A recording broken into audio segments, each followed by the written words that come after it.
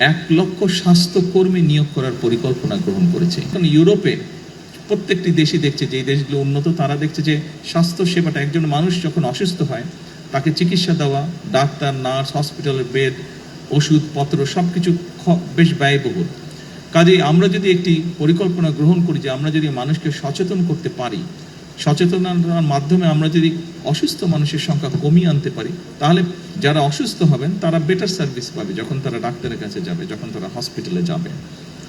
আমরা এরকম একটি পরিকল্পনা গ্রহণ করছি এবং এর অংশ হিসেবেই আমরা দেশে 1 লক্ষ স্বাস্থ্যকর্মী নিয়োগ করার পরিকল্পনা গ্রহণ করেছি।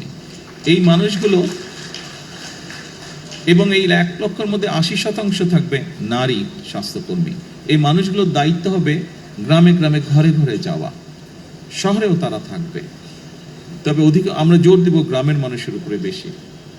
তারা যাবে, তারা মানুষগুলোকে, বিশেষ করে পরিবারের নারী যারা আছেন, যারা সংসার দেখাশোনা করেন, দায়িত্ব যাদের, তাদেরকে গিয়ে তারা অ্যাওয়্যার করবে, সচেতন করবে যে কোন খাবারটি খেলে ডায়াবেটিস হবে না, কোন খাবারটি খেলে কার্ডিয়াক হবে না, বা লাইফস্টাইল কি হলে তার হার্টের সমস্যা হবে না, কোন খাবারটি খেলে কিডনির রোগ হবে বা কিডনির রোগ হবে না। এই বিষয়গুলি সম্পর্কে তাদেরকে সচেতন করবে, হাইজিন সম্পর্কে তাদের সচেতন করবে। অর্থাৎ আমরা চাচ্ছি যে ইনশাল্লাহ ধীরে ধীরে আমরা সামগ্রিকভাবে পুরো দেশে যত বেশি সংখ্যক মানুষকে সুস্থ রাখা আমাদের লক্ষ্য।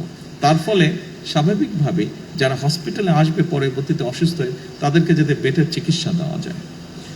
স্বাভাবিকভাবেই চিকিৎসা, অসুস্থ মানুষের সংখ্যা যখন কম হবে, আপনার মেডিকেলের ক্ষেত্রে আমাদের জন্য সুবিধা হবে টেক কেয়ার করতে। সম্মানিত উপস্থিতিবৃন্দ,